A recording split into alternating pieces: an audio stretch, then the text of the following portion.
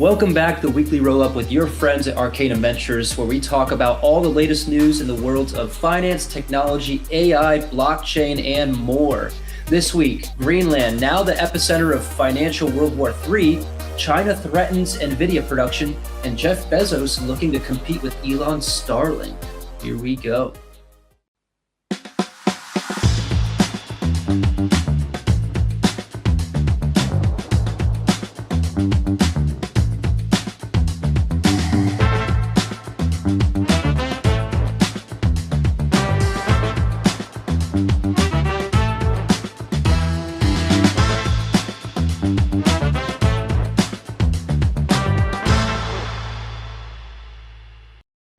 Hello and welcome again. This is episode number 2 of the Arcana Ventures weekly roll-up. I'm here with my good friend, Carmelo. How are you doing, brother?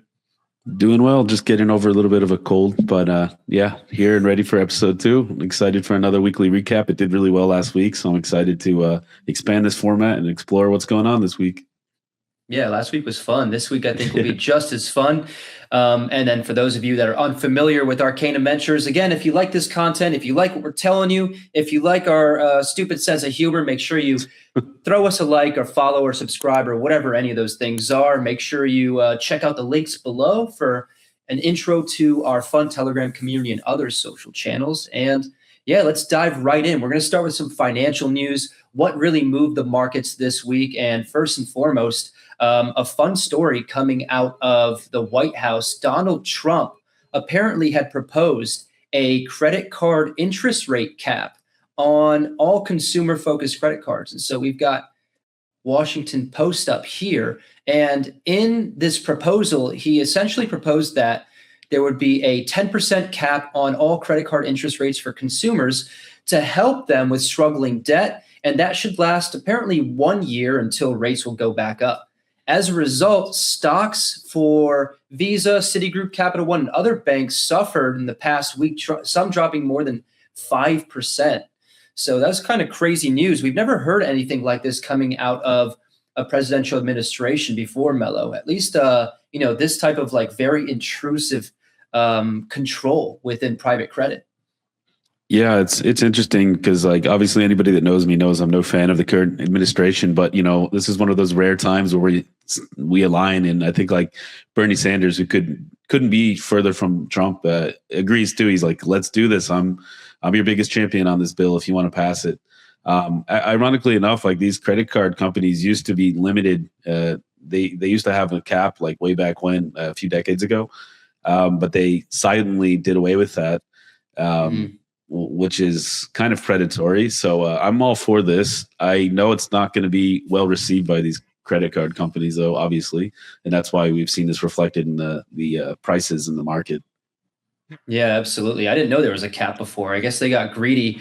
There's a lot of backlash, obviously, and there's some justification for, and then some justification against this. But I've seen on X, several people have posted around this sort of eliminating the incentive for banks to lend to credit card holders. And people are wondering what are going to be some sort of like auxiliary responses from banks to this mandate. Like, for example, cutting incentives like credit card point systems as a method of kind of like recouping losses there. So it'll be interesting to see how that plays out. Yeah, for sure. I think they're going to cut those programs, and that's the first thing they mentioned, like goodbye incentives, goodbye special discounts and clubs. And I'm no fan of like this credit mentality in the US especially either. I think we covered a story way back, like Klarna offering burrito mortgages basically where you can't afford your DoorDash tonight, so let's take it out on credit, which is like an abomination in my mind. But anyways, mortgage is such a good band name. It is a fantastic band name, actually. So at least something good came out of that. And I think in the intro you alluded to the Battle of Greenland. I guess that's what we're calling it now. But this past week, Trump threatened 10% tariffs on, I believe, 8 countries, European nations, starting on February 1st, in an attempt to push through the Greenland sale. Well, Greenland sale is very hopeful, I guess. Most recently, he's threatened the tariffs will increase 25% if action isn't taken by June 1st. Obviously, yesterday we saw Davos talks begin, and he gave a speech, which was sort of ridiculous. Let's call it that. And I think we have a few clips here we can roll from it. Yeah, absolutely. So this is a post that ABC News put up on X, and this is a clip of Trump speaking at the event at Davos. So go ahead and play this. People thought I would use force. I don't have to use force. I don't want to use force. I won't use force. We probably won't get anything unless I decide to use excessive strength and force, where we would be, frankly, unstoppable. But I won't do that. Okay, now everyone's saying, oh, good. That's probably the biggest statement I made, because people thought I would use force. I don't have to use force. I don't want to use force. I won't use force. All the United States is asking for is a place called Greenland, where we already had it. As a trustee, respectfully returned it back to Denmark not long ago after we defeated the Germans, the Japanese, the Italians, and others in World War II. We gave it back to them. We were a powerful force then, but we are a much more powerful force now. Well, I really don't know, what to take away from this. It's strange because I think when he started really pushing for this, many people were pressing him on answers like, why do you want to push for, integrating Greenland into the U.S.? And he cited, like, I think, strategic defense position as one of them. But I don't really see how that kind of pans out unless maybe he's using this as some sort of like distraction for something else. It seems to like a big hill to kind of die on, right? He's ego driven, and he keeps citing the Monroe Doctrine. He wants to be the president that expanded the United States, like the same with Jefferson and the Louisiana Purchase, or the purchase of Alaska from Russia. So he wants to attach his name to that and maybe improve his image in the eyes of history once his term's over. But yeah, I think the bigger story here is that he walked back everything he said. He pretended that he never used threats of force, which he absolutely did. And, the markets just collapsed again when he announced these tariffs. And then he walked back the talk of the tariffs yesterday, saying a deal has been reached. And the deal terms are very vague, but more or less the U.S. got exactly what it had already, which was complete and control and access for military to defend Greenland in the Arctic. They already have that deal. The U.S. just chose to have 200 troops stationed in Greenland, but at any moment they can increase that. They can operate in the base they already have there. So I think it's just like a nice way to make him save face and say, look, I won this. I had leverage and I won this argument and everything. Meanwhile, Europe is like, that was such a waste of time. That was embarrassing, frankly. And I saw this, I think we had another clip too, but it was like 10 seconds. But Trump was saying, like, talking in Switzerland, a German-speaking country, saying, if it weren't for the U.S., you guys would all be speaking German right now.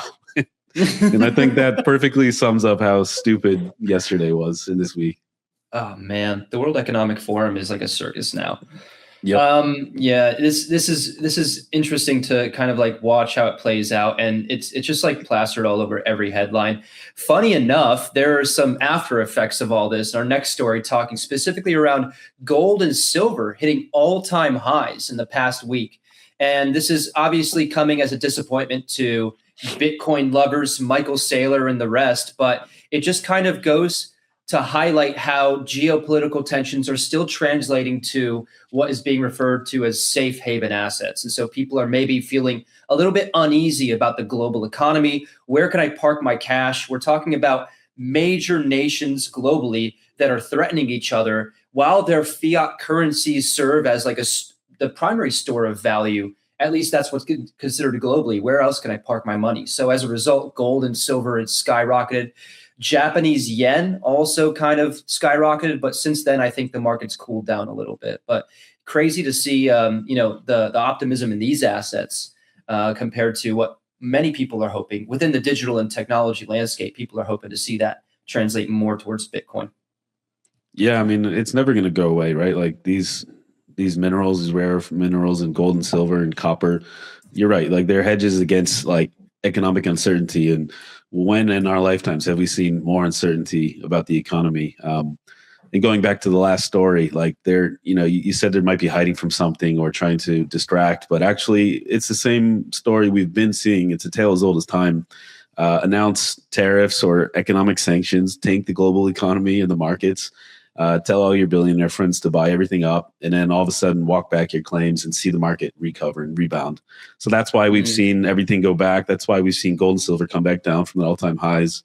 But interestingly enough, I think Goldman Sachs, they hiked their 2026 gold forecast to 5,400 per ounce. So that kind of scares me based off what I've just said. That means like we're expecting more economic turmoil, more geopolitical strife in the coming months. So I don't know, button up and get ready for more chaos, I guess, in 2026. Yeah, it might just be dominoing demand from speculation after seeing people hit an all-time high. Yeah, it could be that too. And I guess that's enough macro news. Obviously, you mentioned the World Economic Forum is happening. So that's the biggest story this week, and we'll continue to see some news trickle out maybe in the next day or two. We could feature it on next week's recap. But moving on to technology and hardware, there's plenty to cover. I think the biggest story, or one of the biggest stories, was China has targeted NVIDIA. Interesting stuff happening in the world of like chips and compute. So the NVIDIA H200 chip supply chain has been disrupted, coming as a result, China blocking shipments from Taiwan, communicating a ban to Chinese custom agents. This supposedly impacted the supply chain and caused further delays, which may impact AI hardware developers. So we might see a cascade effect. And I don't know what you think about that, but I think we posted a graphic not too long ago on our X or on LinkedIn about how interconnected everything is in AI. Like all these companies investing in each other, taking stock options in each other's companies, making these deals and partnerships. So one suffers, they all suffer, I think.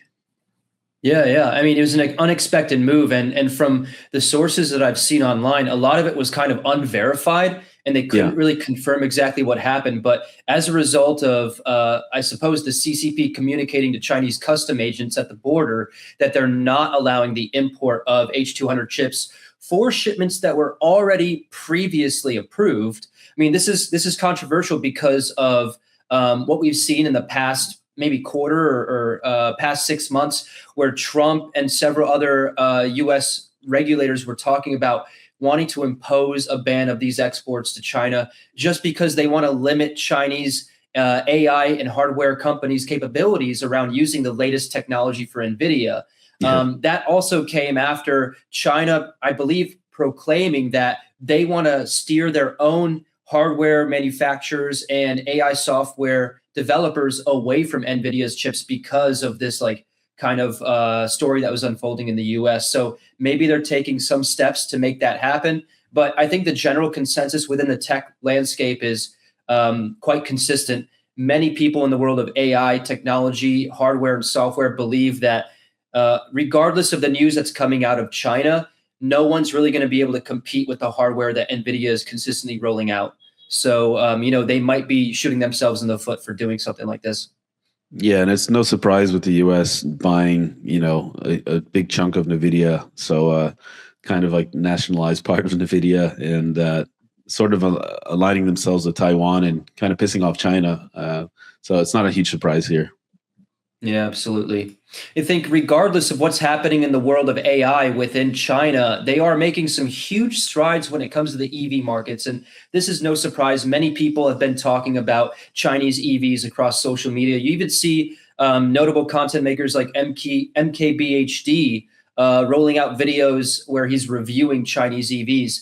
But there's been some really interesting developments over the past year that have more come to fruition over the past week, in fact, around battery technology. And so supposedly sodium ion battery technologies that really started coming to market last year are starting to see demand through shipments to different nations and companies. Apparently, this new battery technology allows similar power density and efficiency to existing lithium-ion technology, but much cheaper to manufacture with far more readily available materials. So this might be a great signal for EVs to come, especially considering how lithium has been such a contested resource across many different borders.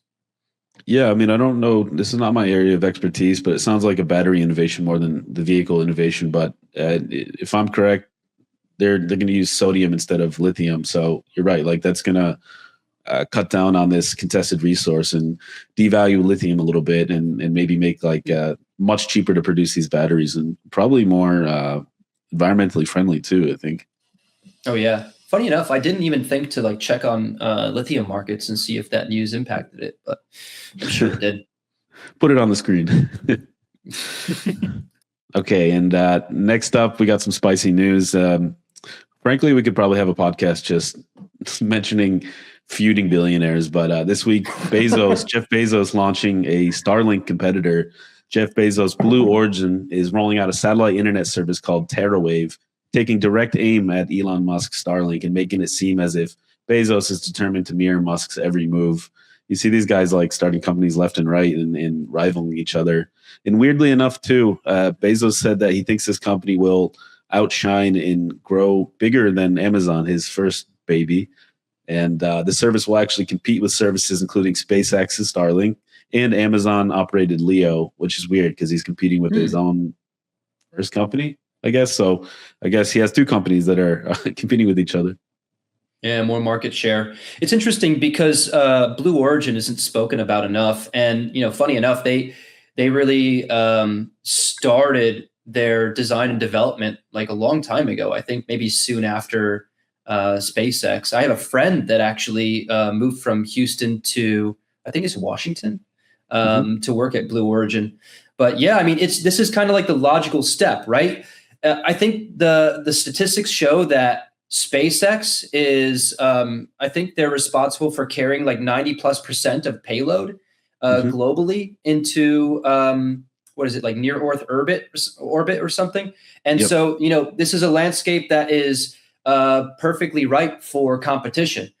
Blue Origin has made some huge progress in their booster technologies. And so now they're starting to compete and think like, how do I commercialize this? And funny enough, SpaceX has really proven that market for global non-disruptive communications network with Starlink. So yeah, I think it would be fantastic. Overall, like the consumer wins in something like this, I think, and better coverage for more impoverished areas. Yeah, and also like this turmoil that's happening all around the world, especially in Iran last week, and billionaires being able to switch on and off access to internet to aid people that are going through revolution or chaos or protest, and always good to have options, like you said. So we've got some more fun battery technology news in the world of hardware. A company called Powerlight Technologies, a new type of wireless charging technology where they can apparently just literally beam a laser at a drone from up to 2 kilometers away to sort of fast charge the drone. They're claiming that this is something that could perpetuate infinite air flight time with drones. And so this is really interesting because my impression of, like long range laser technology is that lately it's been used for like unique missile defense systems. And so I didn't expect that you could maybe charge a battery by shining a high powered multi-kilowatt laser at it. But yeah, that's really super cool. I mean, I don't know if I'm terrified or impressed, or maybe a mix of both. But keeping drones in the air infinitely, it sounds a little bit dystopian. Like I don't think I want that. I don't want to see like drones flying overhead constantly, never having to land. But it's definitely impressive, and I would love to learn more. I'm gonna check it out after the show and see how this actually works. And you obviously still have to have power. Like what's powering these lasers to recharge and fast charge, but I'm also impressed by being able to put your phone or devices on a pad that charge it wirelessly. That was a big innovation for me. I feel like there's a really small margin for error here. Like if you miss your charging port, you just like fry off your wing. I don't know how this works, but I'm dying to figure it out. Yeah, and I don't know. It's kind of in line with one of our theses for this year and next year probably too, is like the increase in funding for defense companies. So I think this is, there's going to be a lot more money and capital and brain power deployed in this area. Obviously, they're stepping up defense spending in Europe and the US and all over the world. But I think after that, we're going to move on over to AI news. A lot of people hate AI now, and I kind of understand it, but we do have to cover it because there's a lot going on and it's quite important. And one of the biggest things that we saw last week, I don't know if enough people reacted to it or spoke about it or realized the implications. But OpenAI, obviously the creator of ChatGPT, just announced that they're going to be testing ads on the free tier of users. The fact that they specified free tier of users leads me to believe that they're actually going to expand that to paid tiers later on, but they want to test it on the normies that don't pay for anything yet, which is a little bit upsetting, but kind of expected. This company already makes insane amount of money, and now they're going to, I guess, shoot themselves in the foot and try to squeeze out more juice from the lemon and let their competitors continue to advance on their moat or whatever moat they once had. This is an interesting story. We talked about this in one of our interviews with an individual that was really focused on privacy. And we talked about if these companies have been sort of beta testing the inclusion of ads or sort of like hints well placed into responses to prompts. And so I need to do a little bit more research into this. I heard this news, but like many people, I didn't really dive in and understand like what is that actually going to look like, especially considering I am a ChatGPT user. I have a premium subscription for research and a number of other things. But I'm curious if it's going to be something as, blatantly obvious as when you receive a response to a prompt, give me a great recipe for banana bread. Oh, fantastic. You need some bananas and flour and buy this chair and then make sure you have some sugar as well. Or if it's going to be something that's kind of like snuck in there. And if it is the latter, that's something that can be a cause for concern, and see how they evolve it to be more along the lines with what we've seen on like Instagram and Facebook feeds that seamlessly fit ads into your feed. And it makes it look like content is quite confusing. So that'll be interesting to see how that plays out. I mean, it's a little bit scary because, like, I think you're probably the same. You use Google, you type in, let's just say best token economics firm in Web3, and then, or like best AI tool. And then the first few that come up, they're sponsored. It says sponsored. And you're like, all right, I'm not going to trust this because somebody paid to be here. The same with like Yelp reviews, like, oh, this is the best rated on TripAdvisor, Yelp, or whatever. But with AI, it's a little bit trickier because you're really trusting them to do the research for you. So it's going to be sneakier by default. So if you're going to ask like who's the best that does this, you better believe that it's going to be somebody that paid to be put there. So you're not going to be able to verify or trust this information. It's going to be completely subjective. Yeah, absolutely. In other AI news, OpenAI's biggest competitor, most likely, in my opinion at least, Google Gemini, has been continuing to roll out Gemini across a number of services that Google offers, providing AI support across Gmail, Photos, YouTube search, and more. My Samsung Galaxy phone actually had a recent UI update when, as soon as I restarted the thing, I got a Google Gemini pop-up saying, check out new Gemini features that integrate into like all your different applications, which is pretty cool. But there was an opt-in checkbox that I think it aligned with, like, I'm not sure how many people are familiar with Google's data privacy terms and conditions, but they have some unique data privacy terms that essentially allows them to collect and repurpose all of your data if there's any sort of sharing across their ecosystem with other individuals. So I kind of opted out, but we're starting to see more and more of this. I think Gemini's been making incredible strides when it comes to the bare bones LLM, the image generation software, etc. And they are definitely, in my mind, one of OpenAI's biggest competitors on the market. They're continuing to make great innovations, but it does beg the question, like, do all these companies need to plaster AI on everything just to help you understand it's there? Or should they just focus on improved user experience?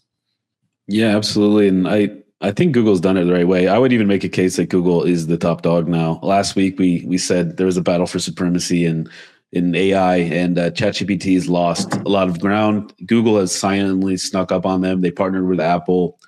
They partnered with Boston Dynamics Robotics. They're doing a lot of crazy stuff. And what's most interesting is, like you said, they didn't make some big flashy announcement about AI. They just like silently adding these features. They're not making a big fuss about it, which I kind of appreciate. They're like, check out your phone, like have AI. You don't have to go to an app called ChatGPT anymore. It's just integrated into the stuff you already use. So when I use Google, I'm using AI without caring or needing to know that I'm using Gemini. I'm just using Google like I always have. The quality has gone up, which is vastly different than use this app to do everything for you. but you know that you're using an LLM. So I think it's not a surprise. They're doing some impressive stuff. So I'm looking forward to seeing how they continue to roll this out. I haven't even used any of these features yet, too, so I got to try them out. Yeah. I feel like my life is death by SaaS lately. All these AI tools that I want to like trial and use, I have to like sign away a piece of my life just to be able to use it. And it's just like really like smothered by subscription. So I'm hoping that things change, or at least there's some form of consolidation. That's not good for the prevention of monopolies, but at least it'll make life a little bit easier. Yeah, absolutely. Yeah, it's not even about money anymore. We don't have time to use all our software.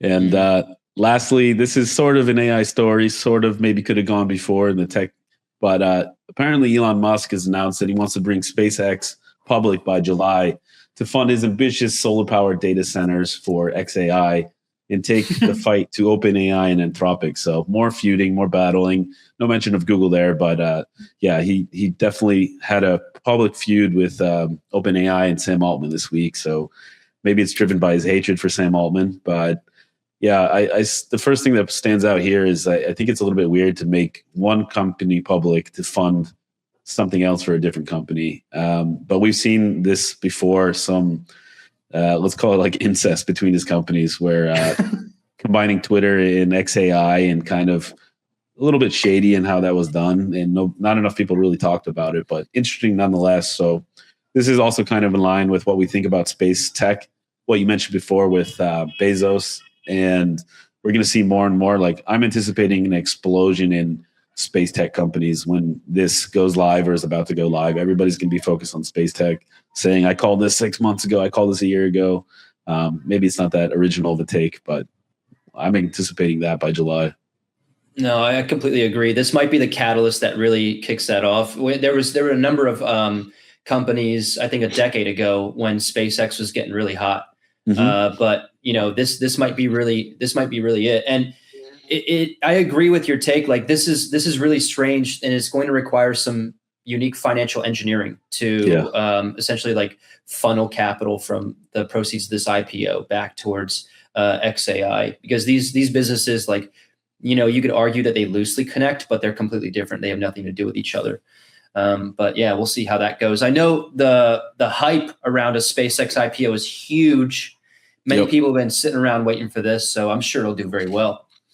Yeah, and I've been getting more and more offers lately from finance and crypto bros saying like, "Oh, I don't even bother with tokens anymore. I'm just trading, pre-IPOs now." And it's like there's no innovation there. You're just speculating on how many billions, hundreds of billions of dollars SpaceX will go public for. So you could just get that information on Polymarket or something like that.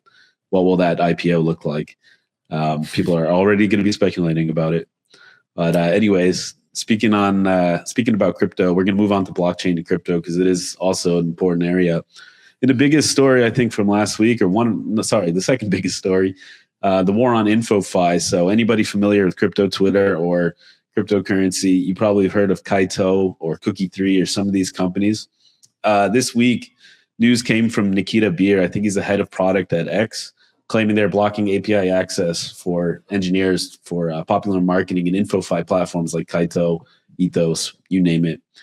Sort of doing away with this post-to-earn meta. And not surprisingly, the price of Kaito dropped like 20% overnight. All these tokens just absolutely bottomed out because their livelihood was just threatened and destroyed overnight by one fell swoop of a product update.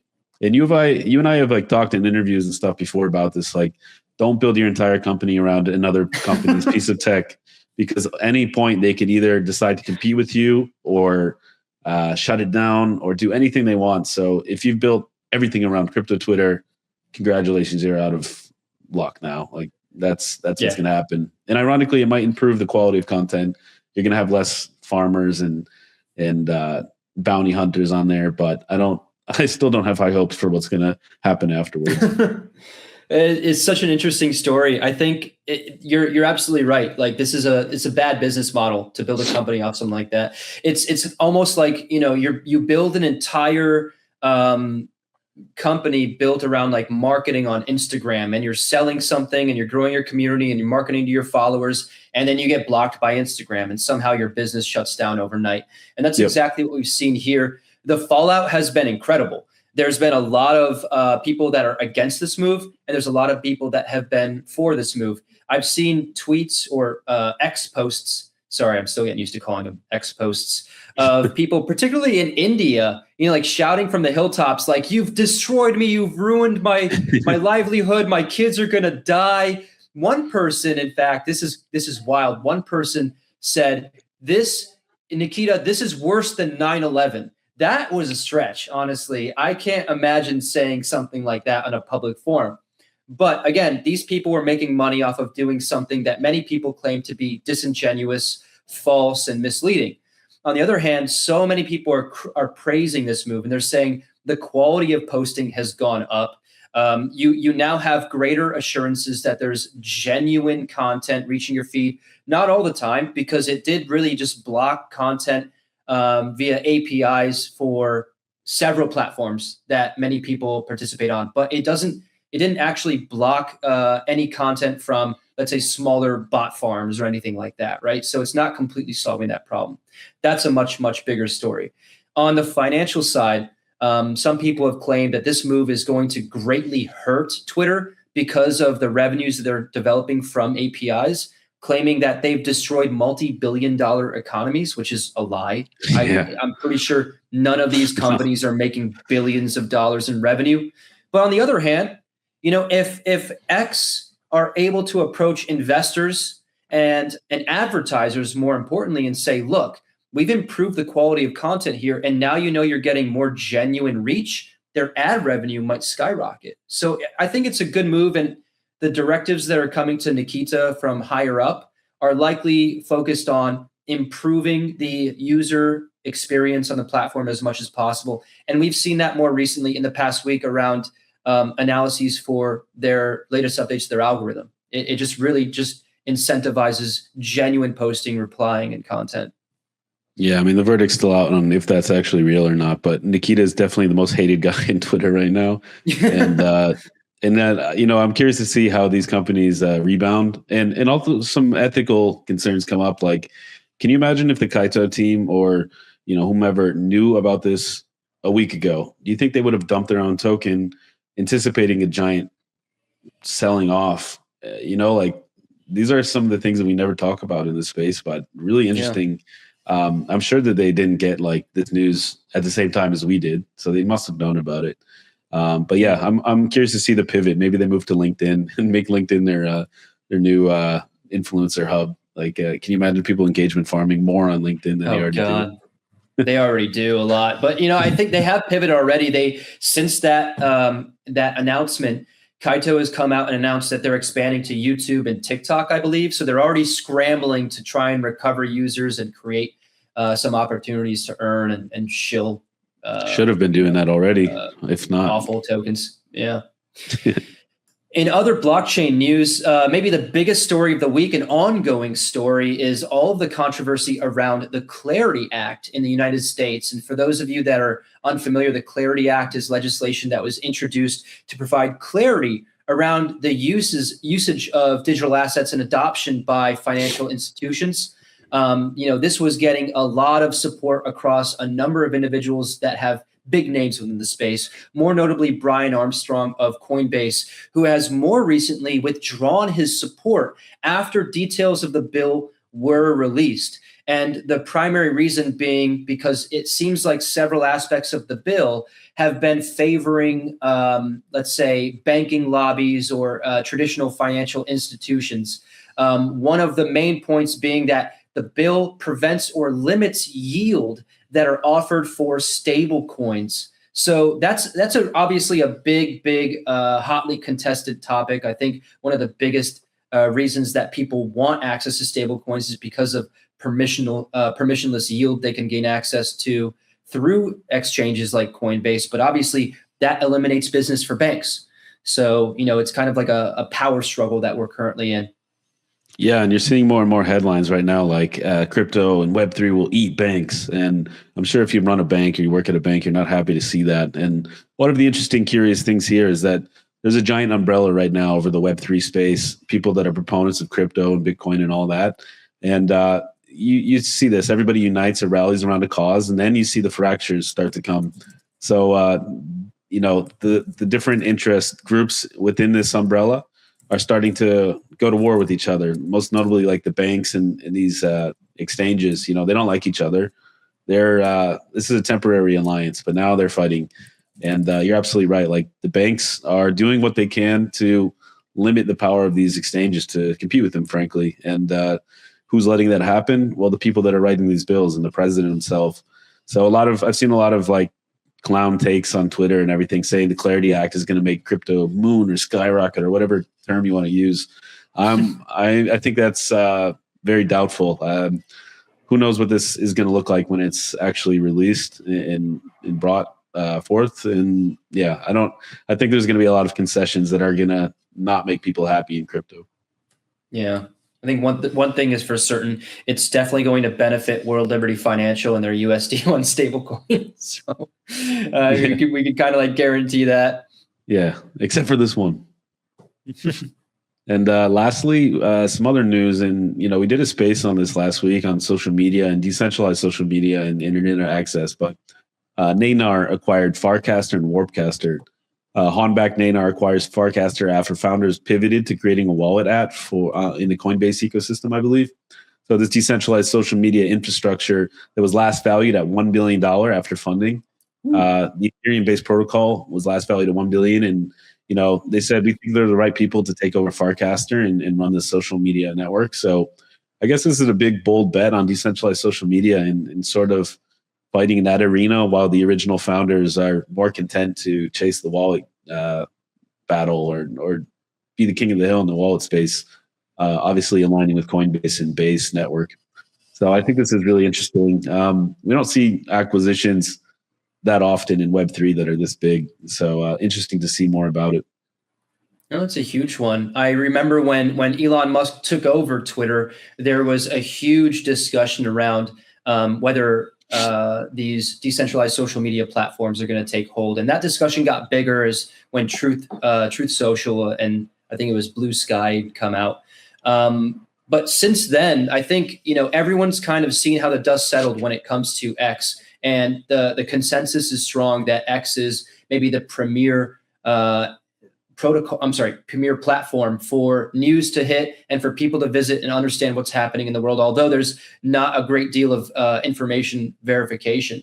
But it's interesting that this news comes out because I saw a tweet or a post by Vitalik saying that this year in 2026, he's more dedicated to being more active on decentralized social platforms, but because he feels the future really is there. And so maybe there are some big players and big institutions making big bets on decentralized social media for some reason.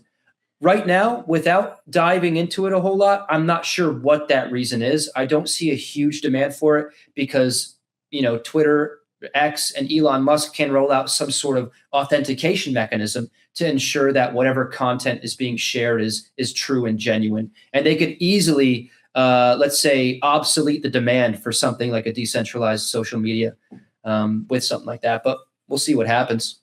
Yeah, I mean, we did a space on it yesterday, and definitely check it out if you're interested in this sort of thing. But just for the sake of decentralizing everything and not having some moody billionaire be in charge of your reach and what gets to get seen and what's visible and what's not.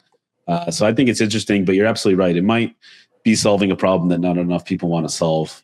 So I'm making a concerted effort to use Warpcaster and Lens and these decentralized protocols more this year. I think it's really important, especially like we mentioned with the last story on InfoFi. All it takes is one person to say, I don't like this anymore. And all of a sudden you change the face of the platform. So if you have a decentralized platform, maybe that gets voted on instead, or you have some sort of a conversation instead of one person saying, I don't like this anymore. Nonetheless, it's an interesting situation. And, I still believe in decentralized social media in the long term, but it hasn't played out over the last 2 years like I thought it would. Yeah, I'm hoping for a pickup. Maybe this is good news. Yeah. And all right, I think we're going to wrap things up with the biggest fundraising news of the week, covering the 5 biggest stories that we saw. And first on the list is Preply. I'm familiar with this because my girlfriend works on this platform sometimes as a teacher, but Preply raised a $150 million Series D at a $1.2 billion post-money valuation, led by Westcap, Horizon Capital, Hoxton Ventures, Owl Ventures, and Techstars Berlin. So I don't know. I think they're testing out some AI features. I don't know why they need so much funding, but not a big fan of Preply. They do a lot of like weird stuff to just suck up all the money from the students and from the teachers on the platform. So curious to see why they need more money. AI is such a great reason to raise more money, honestly. Yeah, we're going to do AI stuff. What do they maybe have like 30 employees for this like infrastructure platform? But yeah, good for them. That's a lot of money. Yeah. Next up, we've got Open Evidence raising $250 million, $250 million at a $12 billion post-money valuation around, co-led by Thrive Capital and DST Global, with some backing from Google Ventures, NVIDIA, Kleiner Perkins, and more. So the deal essentially reflects growing confidence in AI-driven clinical decision support. We've been seeing AI applications around the world of medical consultations and the fields of biology more and more. Interestingly enough, I watched a podcast, video podcast around the progress that Google DeepMind has been making around AlphaFold and the massive news that they released last year of cataloging all potential protein complexes in existence, which is like in excess of 200 million that they just released to the public. So like AI within the field of medical and bio is being used for great purposes. So like I'm very bullish on this news, in fact. Yeah, for sure. We're going to see more of that in medtech, AI seeping its way in. But I have some good news. The next one doesn't involve AI, so you can take a break from learning about artificial intelligence startups. But Jetson, really interesting name, a Vancouver-based startup focused on replacing residential gas furnaces with all-electric heat pump systems, raised $50 million in a Series A led by Eclipse Ventures. Investors also included 8VC and Activate Capital. So betting on accelerating home electrification as energy costs skyrocket. Really interesting. Not an area we typically cover, but like I said, no AI, so I'm happy to see it. It's fantastic. And this is a perfect example of investors diving headfirst into solving a problem. And, you know, whether that problem is created by, let's say, unhealthy capitalistic behavior or like failed regulation or poor economic standards or statuses, you know, like good for them. They're trying to solve a problem, which is affordability and in home heating costs. And I think that's a great thing. Everyone across the US and many different countries have been experiencing that and will continue to experience that over the next few winters until this is really resolved. Yep. Absolutely. Next up, Data Rails raised $70 million Series C led by One Peak with support from Vintage, Vertex, Z Ventures, and more. The company's now raised a total of over $175 million as they pursue a more, let's say, automated AI-powered suite for CFOs. So it allows CFOs or CFO types to use tools that integrate directly into Excel and other workflows. I think this is really interesting. It's just a lot of money behind what seems to be a very niche use case. But again, like every AI company is raising hundreds of $millions for very niche things. We'll just continue to see that happen. Yeah, I mean, I've seen you do, you're a spreadsheet wizard. I've seen you do some magical things with spreadsheets. And I know most people could benefit from using spreadsheets and learning how to use them, but most people also don't know how to use them effectively. So maybe it will become a non-niche thing if they do what they want to do correctly. But yeah, definitely seems pretty niche for now for CFOs. And lastly, we have LM Arena, which raised $150 million at a $1.7 billion valuation, underscoring investor demand for independent AI model evaluation and benchmarking infrastructure. Sounds a little bit boring. Maybe most people don't care or need to know what this does, but more AI, maybe more help in comparing all these new emerging models and what they do. Like, you know, you can take, there's a litany of different benchmarks you can take to measure the progress that they're making on these different models. They're competing with each other. But at the end of the day, most people don't really understand how they differ and which ones are better and why. So maybe this could be useful, but I would have to look a little bit more into it. Yeah, absolutely. I mean, they're an indirect competitor of Scale AI, I believe, which was acquired by Meta, and the CEO of that company made the head of AI at Meta. And so, they've essentially proven the market, which makes these numbers no surprise. But LM Arena and others that sort of benchmark AI models is a huge necessity in this landscape of AI models that are competing for position and business. It's difficult to evaluate AI models, and so creating unique ways that test them and evaluate like how efficient they are at certain tasks. There's a huge advantage to that, especially for investors that want to back certain models or foundational developers. So that's really cool, actually. We need better ways of evaluating these things in the long run. Yeah, these sort of pick and shovel companies are going to become more important in the future of AI. Like it's going to be less competition or more competition, sorry, and more needs to evaluate it, which is why I'm guessing the name is LM Arena. It's going to be a language model arena, so to help you differentiate between all the advancements. So yeah, keen to check that one out. Never heard of it before, to be honest. It's a fun name. It reminds me of GSM Arena, which is a great website for reviewing smartphones from like a long time ago. Also useful, yeah. Yeah, good name. Well, that's all we got for a weekly recap. So much has happened in the last week. We obviously have not covered everything, but we're trying to bring you the most interesting stories in our perspective. Of course, we missed some things. Make sure you leave some comments below to let us know what we missed and just yell at us. That's fine. We accept that criticism. Make sure you stick around. Again, throw us a like, a follow, a subscribe, or a whatever. Join our communities and check out the links below to do so. We've got much more fun content coming out, including a weekly recap next week and some fun Boom Room interviews. Until then, it's your good friends at Arcanum Ventures, Carmelo and Sasha. Stay safe. Take care, y'all. Ciao, everybody.